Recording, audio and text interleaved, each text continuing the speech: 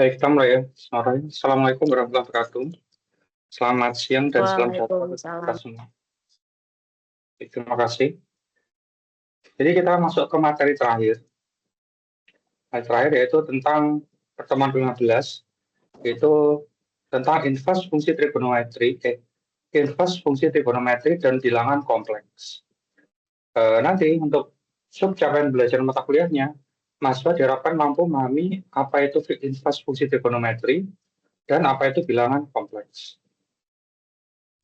Kata tujuannya mahasiswa mampu memahami inverse fungsi trigonometri, mahasiswa mampu memahami bilangan kompleks, mahasiswa mampu menyelesaikan soal inverse fungsi trigonometri dan bilangan kompleks. Kita masuk ke materi yang pertama, yaitu tentang inverse fungsi trigonometri. Nah, sebelum kita masuk ke inverse fungsi trigonometri, kita harus paham dulu apa itu fungsi trigonometri. Nah, fungsi trigonometri sendiri sebenarnya sudah saya jelaskan di pertemuan yang pertama kemarin. Nah, tapi mungkin kita ingat-ingat lagi. Jadi fungsi trigonometri adalah fungsi matematika yang menghubungkan besar sudut dengan perbandingan sisi-sisi pada segitiga siku atau koordinat titik pada lingkaran satuan. Nah, contoh fungsi trigonometri itu sin X gitu. Sedangkan Y itu sebagai fungsinya. Nah, fx itu sama dengan misalkan Y itu fungsi itu kan kayak biasa fx ya. Misalkan fx itu sama dengan Y sama dengan sin X. Nah, sin X ini fungsi trigonometri sinus. Y sama dengan cos X ini fungsi trigonometri untuk cosinus. Tangan X ini fungsi trigonometri untuk tangan, fungsi tangan gitu. Nah, sin cos tan. Kemudian sebenarnya di selain ini itu ada beberapa fungsi trigonometri yang lain. Misalnya 1/sin. 1/sin itu apa? Sama dengan kosekan. Kemudian 1/cos. 1/cos X itu kan sama dengan sekan X kan. Kemudian tangan 1/tangan X. 1/tangan X itu sama dengan kotangan X. Nah itu. Jadi selain tiga ini ada tiga yang lainnya. Ada kosekan, sekan, sama kotangan. Nah, di mana itu kosekan itu sama dengan 1/sin, sekan itu 1/cos, kotangan itu sama dengan 1/tangan. Nah, setelah kita tahu fungsi trigonometri, kita bisa membahas inverse fungsi trigonometri. Nah, apa itu inverse fungsi trigonometri?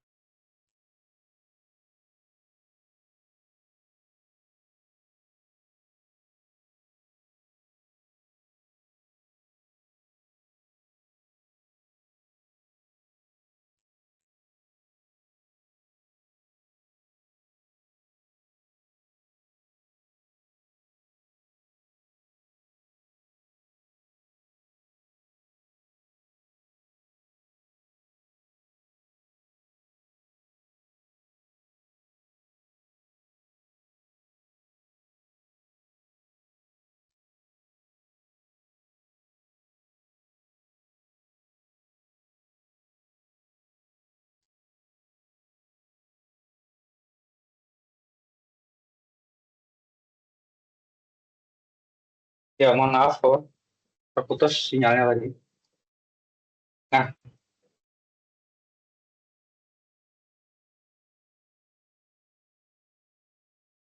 Nah, kalau kemarin, kalau fungsi trigonometri, X-nya itu berupa sudut, nah Y-nya itu berupa nilai kan. Misalnya, sin 30 derajat berapa? Sin 30 derajat itu kan sama dengan setengah gitu. Jadi ketika X-nya 30 derajat, maka Y-nya setengah. Misalnya kosinus dari 60 derajat. Kalau X-nya 60 derajat, maka nilai kosinus 60 derajat itu sama dengan setengah juga kan. Misalkan tangan 45 derajat, tangan X-nya 45 derajat, maka sama dengan 1 kan hasilnya. Nah itu. Nah kalau inverse-nya, ini dibalik sekarang. Jadi itu diketahui nilai Y-nya, yang diketahui nilai Y-nya, tentukan berapakah nilai X-nya atau sudutnya gitu. Nah contohnya ini. Jadi inverse trigonometri adalah fungsi yang digunakan untuk menentukan besar sudut. Nah jadi kita diminta untuk menentukan besar sudut jika nilai fungsi trigonometrinya diketahui. Contohnya nih, misalkan saya punya Y sama dengan sin X, maka inverse-nya itu sama dengan, nah cara menuliskannya itu, tadi yang diketahui itu, kalau fungsi trigonometri X yang diketahui, nanti untuk menentukan Y. Nah, sekarang, yang dicari adalah nilai X-nya, yang diketahui adalah Y-nya. Jadi untuk sin X itu trigonometrinya, itu sama dengan Nah, sin X inverse-nya itu adalah arkes sin Y. Kemudian atau bisa dituliskan selain arkes bisa juga dituliskan sin inverse dari sin. Jadi ini ini bukan pangkat min 1 ya. Ini bacanya adalah inverse sin Y seperti itu. Jadi sin pangkat negatif 1 itu bukan pangkat negatif 1 ini. Ini semua ini. Nah, ini bacanya inverse dari sin Y seperti itu. Inverse dari sin Y seperti itu. Nah, itu. Kalau cos X inverse-nya itu inverse-nya bisa dituliskan arkes. Jadi ARC itu bacanya arkes. Arkes cos Y atau inverse dari cos Y.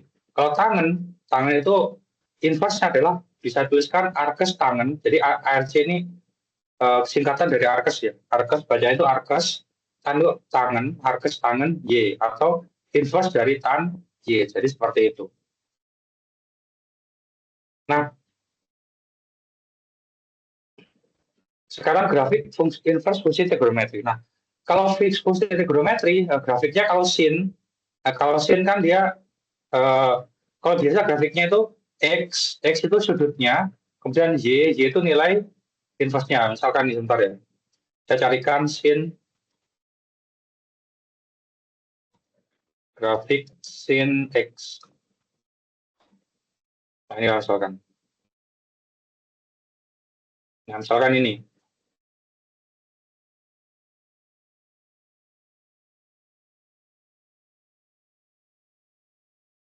Saya carikan bagus. Nah, ini misalkan. Nah, ini adalah grafik dari sin x. Nah, jadi kalau grafik sin x, x-nya itu apa? Jadi ini ada sumbu x sama sumbu y. Sumbu x-nya itu dia berupa sudut. Nah, sudutnya itu ada ini 45 derajat, 90 derajat, 135 derajat, 180 derajat, ini ada 225 derajat, 270, sampai 360 derajat. Jadi yang X itu adalah sudutnya, yang Y ini adalah nilai dari sinusnya. Sinus dari 45 derajat itu sama dengan, sebentar, ini sinus berapa ya? Oh, ini sebentar nih, enggak gini gambarnya ini ya. Sinus dari 90 derajat itu sama dengan 1 ini harusnya.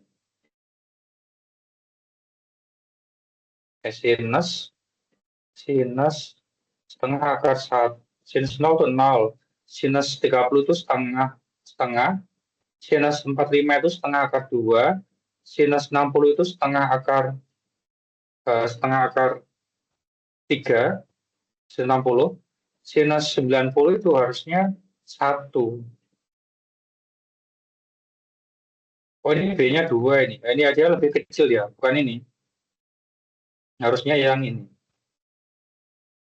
Gambarnya ini mungkin ya. Nah, ini. Jadi sinus setengah pi kan dia 180 ya. 180 dibagi 2 itu sama dengan 1. 180 bagi 2 kan sama dengan 90 derajat ya. Nah, jadi ini harus gambarnya. Ini setengah pi itu berarti 90 derajat sama dengan 1 nilainya. Nah, ini 1. Nah, kalau 180 derajat, ini pi, sin pi itu 0, sin ini 270 nih harusnya. Bentar, 180 ditambah 90, ya 270 ini. Negatif 1, sin 2 pi akar garis 60 itu sama dengan 0. Nah, jadi gambarnya gini ya. Nah, ini adalah gambar dari sin X. Nah, kalau arkes kan dia dibalik sekarang. Nah, jadi gambarnya dibalik, kita miringkan seperti itu. Jadi yang mendatar itu bukan sumbu X lagi. Jadi yang mendatarnya bukan sumbu X, tapi diganti. Yang mendatar adalah sumbu Y, yang vertikal adalah sumbu X-nya. Jadi gambarnya seperti ini nanti. Nah, ini. Jadi yang mendatar ini adalah sumbu sebentar, maaf. Oh, dia tetap ya, maaf. Jadi yang ini tetap sumbu X-nya. Sumbu X-nya yang ini tegak lurus, yang vertikal tetap sumbu Y-nya. Nah, tetapi di sini, dia tuh kalau arkes dari sin Y, dia tuh batasnya itu hanya dari negatif pi per 2 sampai pi per 2. Nah, jadi bukan dari 2, bukan sampai itu. Bukan sampai 2pi seperti itu. Tapi kalau inverse ini dia batasnya itu dari negatif pi per 2 sampai dengan pi per 2 saja. Jadi kalau negatif pi per 2 itu hasilnya negatif 1, kalau 0 itu 0, kalau pi per 2 itu hasilnya adalah positif 1. Ini gambar dari arcus sin Y atau inverse dari sin Y itu gambarnya seperti ini. Inilah gambarnya. Berarti yang cos bagaimana? Ya, cos itu gambarnya seperti ini. Yang cos itu gambarnya dia dimulainya dari 0 sampai dengan pi, gambar dari inverse-nya. Dari 0 sampai pi. Kalau tangan itu dia dari negatif pi per 2 sampai dengan pi per 2. Gambarnya seperti ini dia. Nah, karena untuk inverse itu dia nilai x-nya itu dibatasi dia enggak ke semuanya ya, gambarnya enggak ada di semuanya ya. Jadi di pi per 2 sampai pi ini dia enggak ada gambarnya, dia ada gambarnya di sini. Nah, jadi dia itu hanya terdefinisi pada rentang sudut tertentu saja. Jadi inverse ini, inverse sin, inverse cos, sama inverse tangan ini, dia itu hanya terdefinisi pada beberapa sudut saja. Gitu. Dia tidak bisa terdefinisi di semua sudut. Nah ini, dari grafik sin, cos, sama tangan tadi, dapat dilihat bahwa karakteristik atau ciri-ciri dari masing-masing fungsi trigonometri inverse. Masing-masing inverse fungsi trigonometri dapat jelas. Nah ini cirinya itu. Jadi kalau fungsi trigonometri sin X, maka inverse-nya adalah arcus sin. Bisa dituliskan juga inverse dari sin Y atau sin atasnya itu kasih negatif 1 Y gitu. Nah, dia itu untuk Y-nya, nah nilai Y-nya itu dia selalu dari negatif 1 sampai 1. Baik sinus, cosinus maupun tangan, nilai Y-nya itu pasti dari negatif 1 sampai 1. Maaf, untuk yang tangannya dari negatif taiga sampai taiga. Jadi untuk yang sin sama cos-nya, dia itu dari Y-nya itu negatif 1 sampai 1.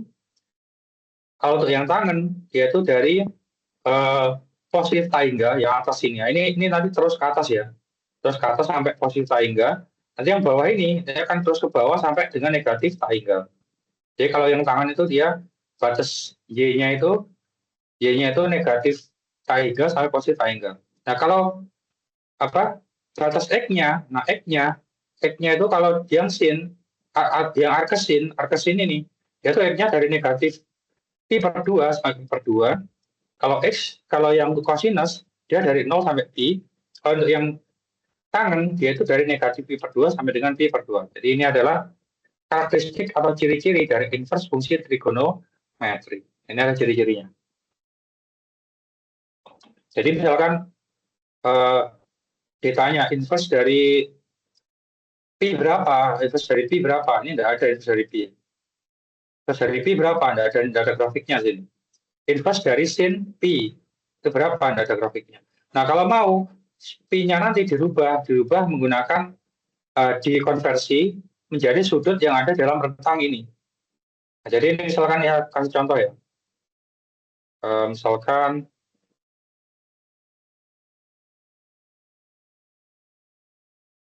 contoh sini aja lah.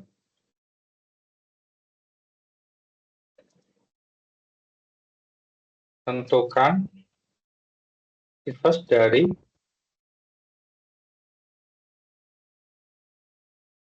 bagaimana biar dia bilang pi-nya. Benar. X sama dengan arcus sin. Tapi kan dia ini harusnya bilangan itu kan? Harus bukan sudut nih, dia itu harus bilangan ya harus berupa nilai ya. 90 itu 1 berarti ya. Sebentar. Pi itu sin 0 berarti. Sin 180 kan 0. Nah, kalau ini, nah sin 0. Nah, misalkan kita diminta untuk mencari ini misalkan.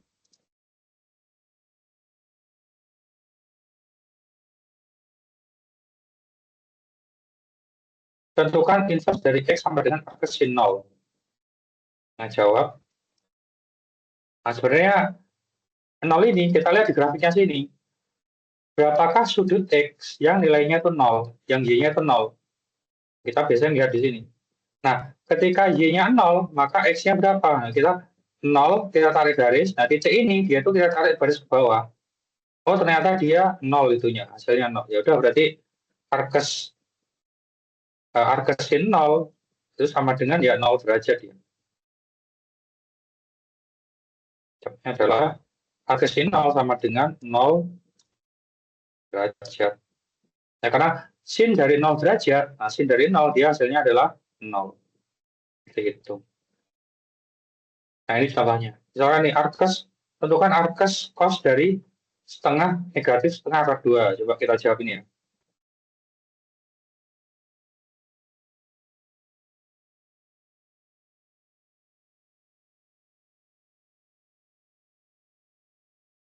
Nah, setengah akar 2, nah, kita lihat di cosinus. Cosinus yang,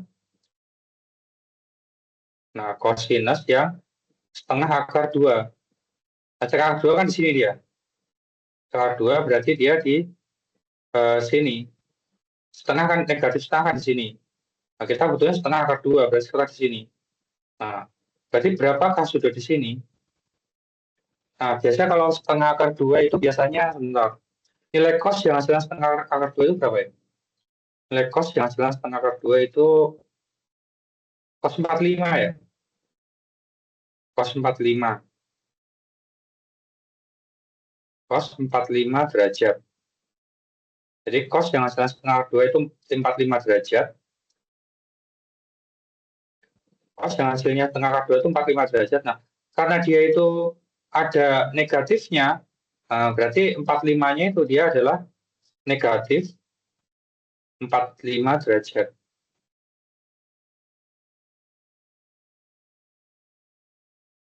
Nah, cos negatif 45 derajat. 45 derajat negatifnya di mana ya? 45 derajat sekitaran di sini ya. Kalau cosinus. Maaf, maaf. Oh, sebentar. Cosinus dia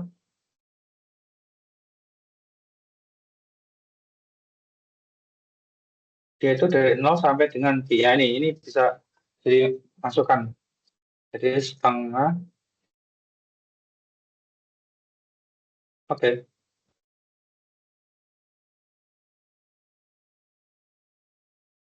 Oke. Ini 45 derajat. Ini kalau jawabnya 45 derajat, negatif 45 derajat salah ya. Karena negatif, inverse dari negatif, yang negatif nggak ada. Dia harusnya dari 0 sampai B. Nah, ya udah. Ini kita rubah jadi, nah harusnya kan ini kan harusnya ya. Harusnya 45 derajat. Nah, ini kita rubah jadi cos berapa yang hasilnya itu?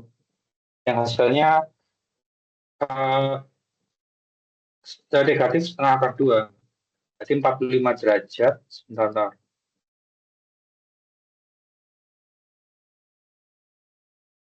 Arcus cos ini.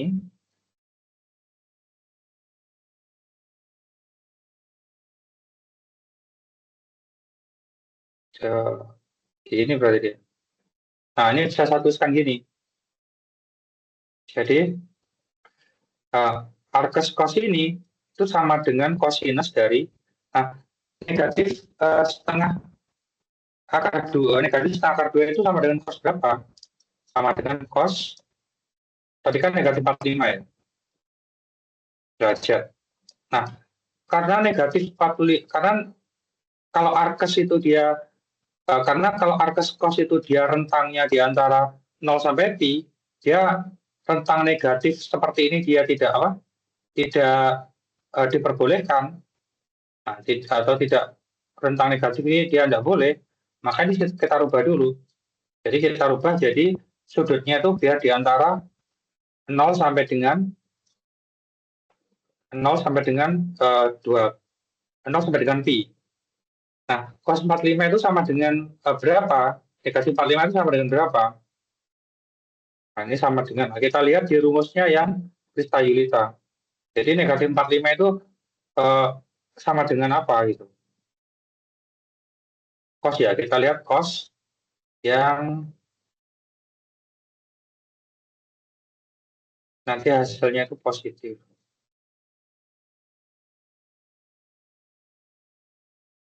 Nah, kita lihat sini. Yang cos ditambahkan atau dikurangi. Cos yang ditambahkan atau dikurangi.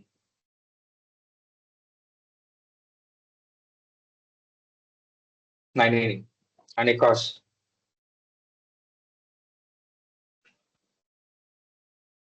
Nah, kita pakai rumus yang ini. Ini ya. Jadi cos 180 min alfa itu sama dengan negatif cos alfa. Negatif cos alfa. Jadi nilai yang hasilnya itu setengah akar 2, setengah akar 2 itu kan dia cos 45 derajat ya.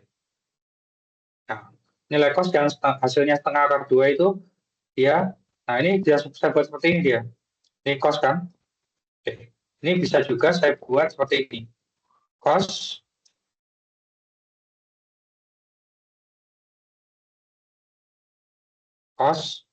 180 derajat min 45 derajat. Nah, jadi gini. Nah, kenapa saya buat seperti ini? Nah, ini kalau saya kerjakan lagi, ini kalau saya kerjakan, kan sama dengan arcus dari cosinus. Arcus, kalau ini kan sama dengan ini. Cos 180 min 45 kan sama dengan min cos 45 derajat. Nah, ini. Apakah yang merah ini sama dengan yang merah ini? Jawabnya adalah sama. Apakah ini sama dengan ini? Sama. Taunya dari mana? Taunya dari ini. Nah, coba kita bandingkan sama yang ini. Ini kalau mau lihat ya. Ini. Cos 180 min alfa, cos 180 min 45 itu sama dengan negatif cos alfa. Coba cos 45 berapa? Cos 45 kan setengah akar 2 ya. Setengah akar 2. Nah, ketika dinegatifkan, nanti hasilnya itu sama dengan negatif setengah akar 2. Berarti hasil ini itu sama dengan ini. Nah, atau logika saya balik aja. Logikanya itu ini dulu. Nah, logikanya ini. Jadi, biar mudah logikanya.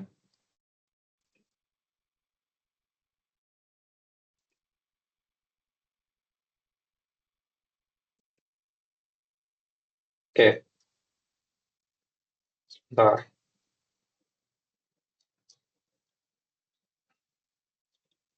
Nah, arcus cosinus dari setengah negatif setengah pi per d, negatif setengah akar 2 itu berapa? Kan sama dengan negatif cos 45 ya. Karena cos 45 itu setengah akar 2, kalau dikalikan negatif sama dengan negatif setengah akar 2. Kemudian negatif cos 45 ini kita bisa rubah menjadi cos 180 min 45. Apakah ini sama dengan ini? Jawabnya sama. Dari mana? Dari bukunya Krista Yulita ini. Cos 180 min pi sama dengan min negatif cos pi. Nah, kemudian ini itu sama dengan berapa? Ini itu sama dengan 180 dikurang 45 itu sama dengan 135 ya. 135 derajat. Nah, kemudian arcus dari cos. Nah, arcus dari cos ini sesuai dengan sifat trigonometri, arcus dari cos itu sama dengan theta itu sendiri. Jadi arcus dari cos itu sama dengan theta sendiri. Berarti sudutnya adalah 135. Nah, jadi seperti itu cara mengerjakannya. Nah, jadi pertama kita cari dulu bentuk ini tuh cos berapa. Kalau cos ini berarti cos berapa. Karena ini masih ada negatifnya, kita rubah jadi cos yang tidak ada negatifnya. 180 min 45. Kemudian arcus dari cos itu sama dengan sudutnya ini sendiri. Coba kita yang nomor 3 misalkan. Jawab. Nah, inverse dari tangen, tentukan inverse dari tangen akar 3. Kira-kira akar 3 itu sama dengan tangen berapa yang saya akar 3? Nah, kalau seingat saya akar 3 itu sama dengan tangan berapa ya? Saya sebentar, kita lihat sini. Akar 3 itu sama dengan tangan berapa? Seingat saya itu 30, akar 30 mungkin ya. Tangan 30 dia. Coba kita lihat. Nah, ini. Tangan yang isinya, maaf, dia tangan 60. Bukan 30, tapi dia tangan 60. Nah, berarti tangan 60 derajat. Ini akar 3 sama dengan tangan dari 60 derajat. Nah, sudah gini aja. 60 derajat itu apakah ada dalam rentang ini? Apakah ada dalam rentangnya arkes tangan? Arkes tangan kan dia dari negatif pi per 2 sampai dengan pi per 2 kan? Pi itu berapa? Pi itu 180. 180 bagi 2 itu sama dengan negatif 90 ini. Dan sini sama dengan positif 90. 60 itu masih masuk dalam rentang ini. 60 itu masih masuk dalam rentang X ini dari tangan. Maka jadi kalau ada tangan inverse, di dalamnya ada tangan, ya hasilnya adalah sudutnya itu sendiri. Jadi tangan, arkes tangan, atau tangan inverse, di dalamnya ada tangannya, ya hasilnya adalah sudut itu sendiri. Jadi ini sama dengan 60 derajat. Nah, jadi inverse dari akar 3 itu sama dengan 60 derajat. Inverse dari setengah pi per 2, inverse dari negatif setengah akar 2, 135. Inverse dari 0 itu sama dengan 0 derajat. Inverse dari setengah sama dengan 30 derajat. Nah, cara carinya itu. Jadi kita tentukan dulu arkes setengah itu C-nya berapa. Kita lihat C-nya itu masuk dalam rentang enggak. Kalau dia itu masuk dalam rentang, berarti itu hasilnya. Seperti itu. Cara seperti itu. Nah, itu cara untuk mencari inverse itu seperti itu tadi. Nah, jadi inverse itu harus, untuk mencari inverse itu harus diperhatikan rentang ininya ya. Jadi tidak boleh arkes itu nilai sudutnya lebih di luar ini. Arkes cos tidak boleh sudutnya itu di luar 0 sampai dengan 180 derajat. Pi kan 180 derajat nih ya. Arkes tangan itu tidak boleh lebih dari negatif 90 sampai dengan 90 derajat. Kalau jawabannya sudutnya di luar ini, berarti salah nanti. Nah, sekarang ke sifat penting fungsi trigonometri. Nah, ini satunya. Jadi kalau saya punya sinus dari arkes sin theta itu sama dengan theta hasilnya. Jadi misalkan saya punya sin arkes sin 30 derajat. Hasilnya nanti adalah 30 derajat itu sendiri. Sin dari arkes sin 60 derajat, hasilnya 60 derajat itu sendiri. Ini bisa juga saya tuliskan arkes sin dari sinus 60 derajat, hasilnya adalah 60 derajat itu sendiri. Jadi kita bisa menggunakan sifat ini untuk mencari nilai dari ini. Jadi caranya itu seperti itu tadi. Jadi akar 3 itu sama dengan tangan berapa? Akar 3 itu kan sama dengan tangan 60 ya. Berarti kalau ada tangan, di dalamnya ada inverse tangan, di dalamnya ada tangan, hasilnya adalah sudutnya itu sendiri. Seperti itu cara mencari. Itu. Contohnya ini. Tentukan arkes sin dari 5pi per 6. Nah, harusnya kalau arkes sin dari 5pi per 6 adalah 5pi per sudutnya ini sendiri kan. Jadi arkes sin dari sinus 5pi per 6 harusnya 5pi per 6 itu sendiri. Tetapi karena dia ada arkesnya, maka kita lihat apakah 5pi per 6 ini masuk dalam rentang dari sinus. Nah, ingat, ketika sinus dia rentangnya itu di antara negatif pi per 2 sampai dengan ini. Pi per 2. Ini kalau mau disudutkan ini ya. Kalau mau disudutkan itu sama dengan ini ya. Pi per 2 itu sama dengan negatif, Pi kan 180 ya. Sama dengan negatif 90 derajat sampai dengan 90 derajat. Nah itu. Terus saya tuliskan ini juga ya. Nah, saya tuliskan sini aja lah. Nah, ini kalau mau dikasih tahu sudutnya, ini kalau mau jadikan sudut adalah 0 derajat sampai Pi itu sama dengan 180 derajat. Ini kalau mau disudutkan itu sama dengan negatif 90 derajat sampai 90 derajat. Nah, itu. Ini kalau mau disudutkan ya. Nah, 5pi/6 ini sama dengan berapa? 5pi/6 ini kalau mau disudutkan, ya tinggal kalikan aja. 5 kali 180 bagi 6.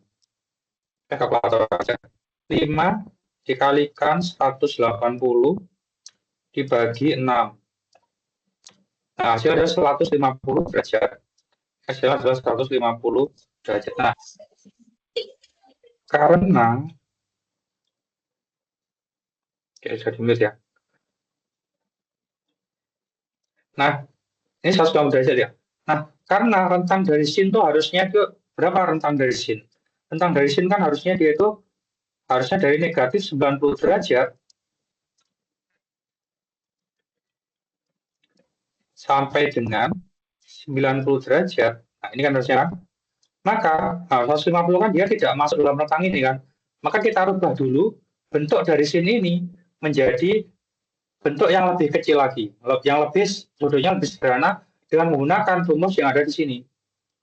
Rumus yang ada di sin 180 plus atau 90 plus tadi ini. Kita bisa gunakan rumus-rumus yang ini. Rumus yang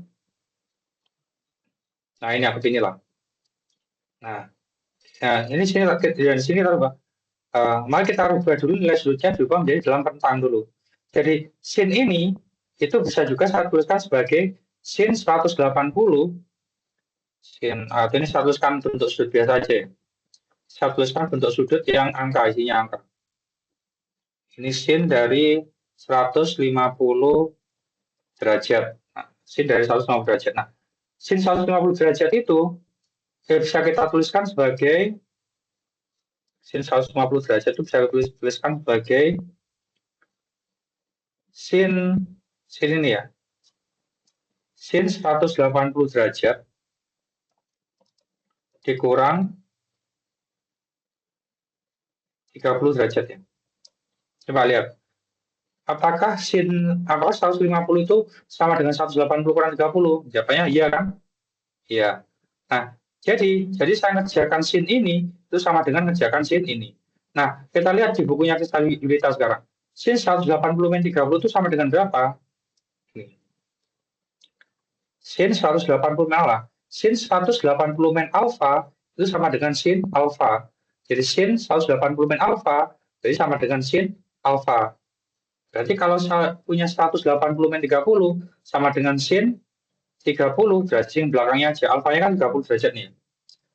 Berarti sama dengan sin 30 derajat. Nah, 30 derajat itu apakah masuk dalam rentang ini? 30 derajat apakah masuk dalam rentang negatif 90 sampai 90? Jawabnya adalah iya kan? Masuk dalam rentang ini kan? Makanya ketika sudutnya itu sudah masuk dalam rentang ini, berarti hasilnya adalah ya sudutnya ini sendiri sama dengan 30 derajat. Nah, seperti itu cara cari. Nah, berarti arkes dari sin 5pi/6 hasilnya adalah 30 derajat. Jadi tidak boleh kita langsung tuliskan bahwa karena rumusnya di sini apa? Arkesin sin alfa hasilnya alfa gitu. Langsung saja kita tuliskan adalah 5pi/6 gitu. 150 derajat. Padahal ada syarat lainnya.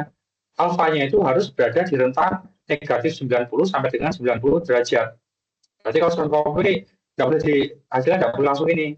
Tapi ini kita rubah dulu. Kita rubah jadi nilai 150 ini, sin 150 ini sama dengan sin berapa yang berada dalam rentang. Kita gunakan rumus yang ada di sini, garis kayu kita ini.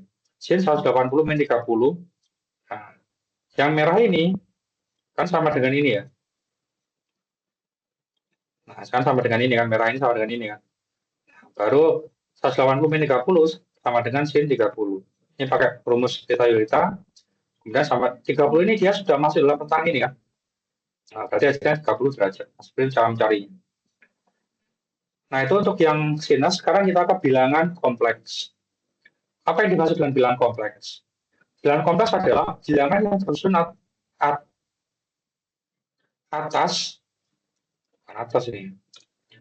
atas bilangan real dan bilangan imajiner. Nah, contohnya itu ini. Z sama dengan, nah ini Z itu simbol bilangan real kompleksnya. Ini saya akan tuliskan sebagai 5 min 3i, di mana 5 itu posisi realnya, negatif 3 itu bagian imajiner. Kemudian kita tanya, apa itu bilangan imajiner, apa itu bilangan real ini? Kita mulai bilangan imajiner dulu. Bilangan imajiner adalah atau real dulu aja ya. Real dulu aja. Kita ke bilangan real dulu. Ini saya rubah. Nah, kita ke bilangan real dulu. Bilangan real itu apa? Bilangan real adalah bilangan yang tersusun atas bilangan rasional atau bilangan yang dapat dinyatakan dalam bentuk pecahan dan bilangan irasional atau bilangan yang tidak dapat dinyatakan dalam bentuk pecahan. Nah, bilangan contohnya nih, bilangan rasional berapa? Contohnya 4. 4 itu adalah bilangan rasional. Apakah 4 ini bisa dinyatakan dalam bentuk pecahan? Bisa kan, dia 4/1. 4/1 kan sama dengan 4 kan? Misalnya contohnya lain, berapa? Misalnya 2,5 gitu. Ini contoh lain ya.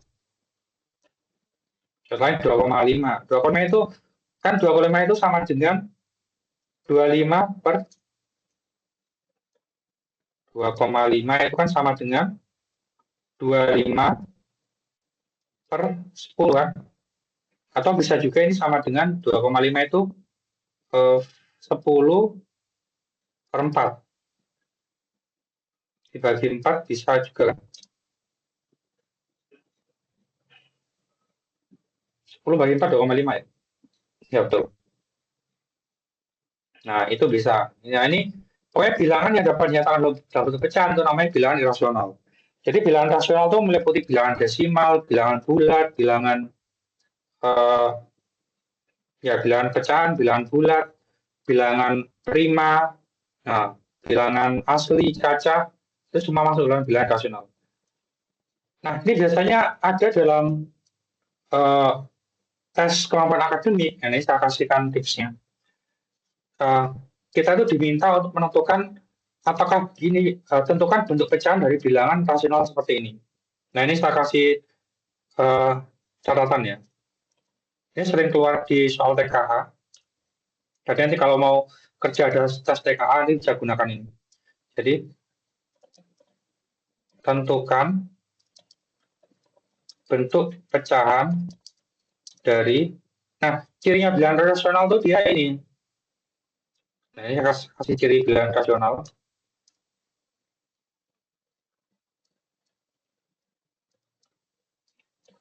Ciri bilangan rasional adalah desimal henti atau desimal berulang. Jadi ketika kita bertemu desimal henti atau desimal berulang, dia itu pasti bilangan irasional.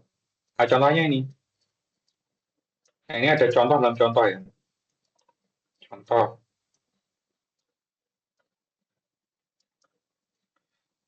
Satu. Misalnya 1,2345667. Nah, 1,2345667. Nah, apakah bilangan rasional? Jawab. Ini kan desimal henti kan dia. Ya, tinggal gampang aja. Tinggal kita tuliskan satu ini sama dengan 1,2,3,4,5,6,7 dibagi dengan, nah 10, ini kita tinggal dibagi dengan 10 pangkat komanya nih, 1,2,3,4,5,6, ada 6 berarti sama dengan ini ya, dibagi dengan 1,2,3,4,5,6. Coba kalau dibagi 6, 1,2,3,4,5,6. Nanti kalau 1,2,3 ini berarti berapa ini? 1.234.567 kalau dibagi 1 juta kan hasilnya sama dengan ini ya. Nah ini adalah bilangan rasio. Ini contoh desimal henti. Nah berikutnya saya kasih contoh yang desimal tanpa henti. Nah kalau desimal tanpa henti bagaimana cara mengerjakannya? Nah misalnya saya punya ini 3,5 Oke. 2,45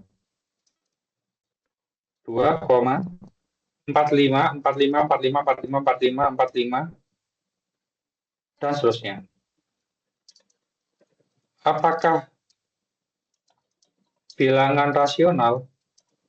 Nah, selama dia itu desimal berulang, dia pasti itu bilangan rasional dia. Nah, cara mencarinya itu seperti ini caranya. Jadi kita misalkan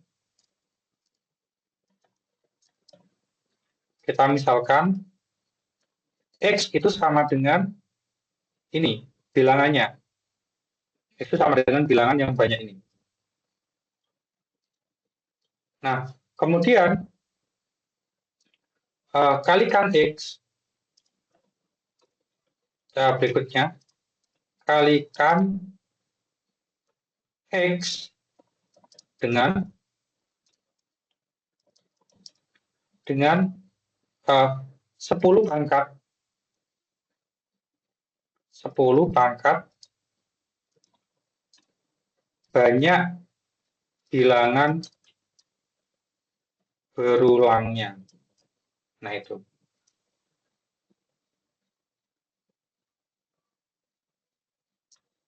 Nah, berarti ini bilangan berulangnya berapa? Kan dia itu kalau di berulangnya kan 45, maaf. 45, 45, 45, 45. Berarti ada 2 bilangan aja kan? Nah, berarti kita kalikan 10 pangkat 2 kalikan X. Nah, kalau tadi X-nya itu adalah ini, nah berarti yang di sini itu ada 10 pangkat 2, saya kalikan dengan X-nya. X-nya berapa? X-nya itu ini. Nah, baru ini kita kerjakan. Nah, ini saya anggap sebagai persamaan 1. Ini saya anggap sebagai persamaan 2. Ini masih kita kerjakan dulu. Ini belum 2 ini kita kerjakan dulu. Kita sederhanakan dulu. Nah, 10 pangkat 2 itu berapa? 100 kan? 100X sama dengan, nah, 100 dikalikan 245, berarti 245, 45, 45, 45, 45, 45, 45, dan seterusnya. Nah, berarti kalau 100 dikalikan 2,45 kan dia 245 ya, 245,45, nah 45 itu tetap dan seterusnya itu kan. Nah, ini kita anggap sebagai persamaan kedua. Nah, setelah ada persamaan 2,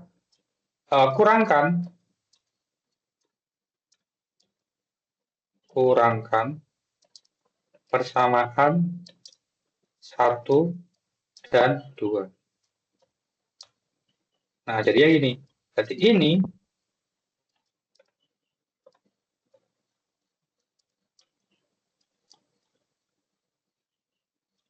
dikurangi dengan ini.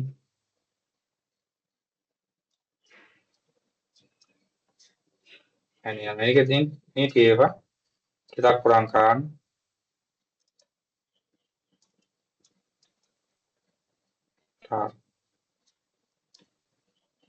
Oh, ini aja. Ini berarti saya kasih garis bawah aja. Underline. Nah, ini kita kurangkan. Nah, dikurangi. Nah, hasilnya berapa? Nah, 1X dikurangi 100X itu sama dengan negatif 99X ya. Sama dengan nih. 2 ini dikurangi 245. Nah, jadi yang belakangnya ini dikurangi yang belakangnya itu hasilnya 0. Nah, jadi yang di belakangnya koma ini 45, 45, 45, 45, dikurangi 45, 45, 45, dan seterusnya itu hasilnya 0. Tinggal 2 dikurangi 245, berarti negatif. Berarti berapa? 245 dikurang 2, 243 ya? 243. Nah, ini 243. Nah, jadi yang di belakang koma dikurang 2 koma kan hasil 0 kan? Nah, yang ini dikurangi ini 0, tinggal 2 dikurangi 245 itu negatif 243. Sekarang kita cari nilai X-nya. Kurangkan persamaan 1 dan 2 dan cari nilai X-nya. Ini caranya. Ini biasanya muncul dalam soal TPA biasanya.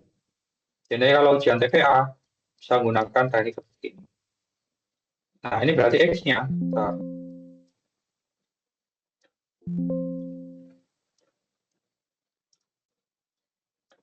berarti X-nya sama dengan ini. X-nya berarti negatif 243 dibagi dengan negatif 99.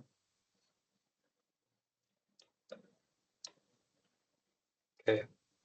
Negatif dibagi negatif itu sama dengan positif. 243 bagi 499 berarti 243 per 99. Nah, ini adalah bilangan rasional. Kenapa bilangan rasional? Karena dia dapat dinyatakan dalam bentuk pecahan. Nah, sekarang apakah benar 243 bagi 99 itu hasilnya itu sama dengan 24545 ini? Nah, kalau tidak percaya pakai kalkulator. Coba ya. 243 dibagi 99.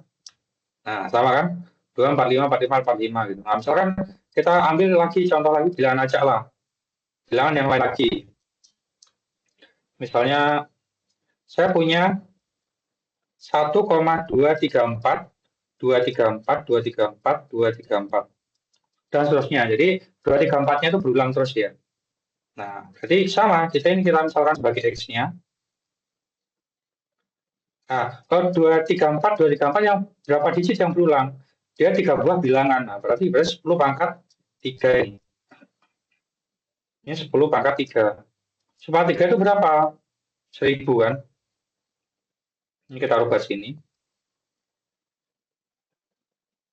Nah, ini berarti 1000. Nah, 1000 dikalikan ini berarti 1234, ini ya. Ini adalah 1234,234, 234, 234, dan seterusnya. Baru kita kurangkan. Kita kurangkan yang ini. Kita kurangkan. Ini ya. Ini X-nya. Kemudian yang persamaan 2, 1000X. Nah, ini kita di sini. Nah, 1000X kan. Ini kita android. Nah, ini dikurang ini. 1 dikurang 1000 berapa? Ada negatif 999. Ini dikurang ini. 234, 234, 234-nya. Ini dikurang ini hasilnya 0. Tinggal 1 dikurang 1, 234 itu sama dengan 1, 2, 3, 3. 1, 2, 3, 3. Kemudian X-nya berarti 1, 2, 3 negatif 1, 2, 3, 3 dibagi dengan 999. Ini sama dengan 1, 2, 3, 3, 99. Jadi ternyata bentuk pecahan dari ini, nah bentuk pecahan dari ini adalah 1, 2, 3 dibagi 999. Karena bentuk pecahan ini itu bisa dinyatakan dalam bentuk maksudnya karena bentuk desimal ya. Karena bentuk desimal ini dinyatakan dalam bentuk pecahan, maka ini adalah namanya bilangan irasional. Kalau tidak percaya pakai kalkulator ini. 1, 2, 3, 3 dibagi 999. Nah, 1, 2, 3, 4, 2, 3, 4, 2, 3, 4, 2, 3, 4, 2, 3, 4, dan seterusnya. Nah, sama ya. Nah, itu adalah tips untuk bagaimana mencari bentuk pecahan dari suatu bilangan desimal yang berulang. Ini adalah cara untuk mencari bentuk pecahan dari bilangan desimal berulang. Ini bisa muncul dalam soal TKA ini. Nah, ini tadi bilangan rasional. Kalau bilangan irasional, sebaliknya. Bilangan rasional adalah bilangan yang tidak dapat dinyatakan dalam bentuk pecahan. Dia ciri-cirinya, dia itu desimal tak henti dan tak berulang. Nah, ini contohnya desimal dia itu 23606 dan seterusnya, ini dia ada perulangannya. Nah, kalau ciri-ciri desimal berulang itu bagaimana? Kalau berulang itu dia ada perulangannya sini. 234, 234, 234, 234, dan seterusnya. Ini contohnya nih. Nah, 45, 45, 45, 45, 45. Ini contoh desimal berulang. Nah, kalau tidak ada polanya seperti ini, namanya desimal tidak berulang.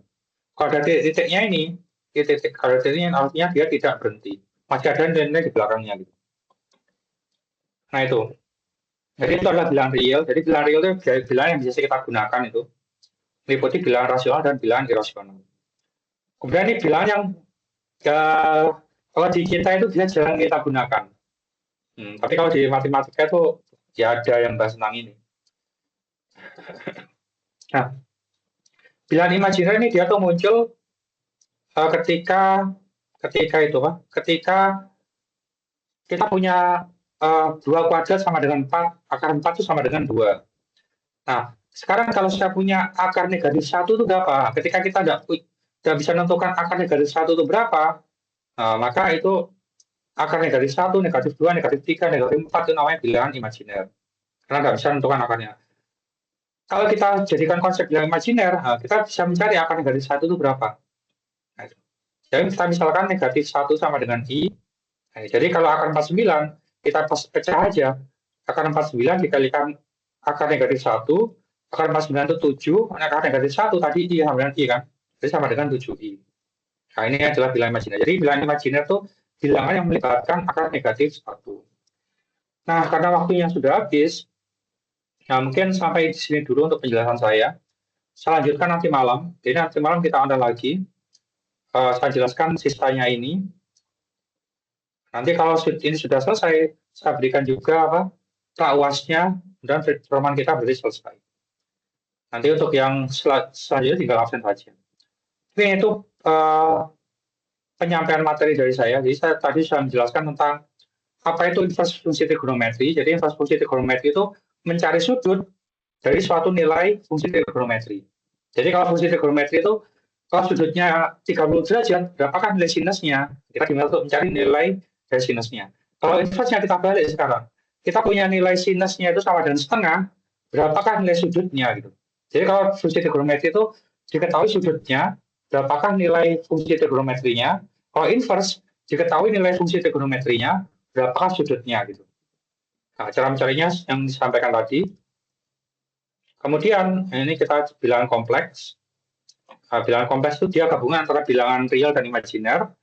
Bilangan real sendiri ada 2, bilangan rasional dan irasional. Rasional itu bilangan yang dapat dinyatakan dalam bentuk irasional ya. Bilangan rasional bilangan yang dapat dinyatakan dalam bentuk pecahan. Ciri-cirinya itu desimal henti atau desimal berulang. Cara mencarinya itu seperti ini. Kalau bilangan irasional, bilangan tidak dapat dinyatakan dalam bentuk pecahan. Ciri-cirinya itu desimal henti dan tak berulang. Imajiner itu bilangan yang melibatkan nilai I, itu dulu. Nanti saya jelaskan bentuk bilangan kompleks seperti apa nanti malam. Mungkin dari situ ada yang mau tanyakan, silakan. Baik, kalau tidak ada, terima kasih banyak. Saya akhiri. Wassalamualaikum warahmatullahi wabarakatuh. Waalaikumsalam warahmatullahi wabarakatuh.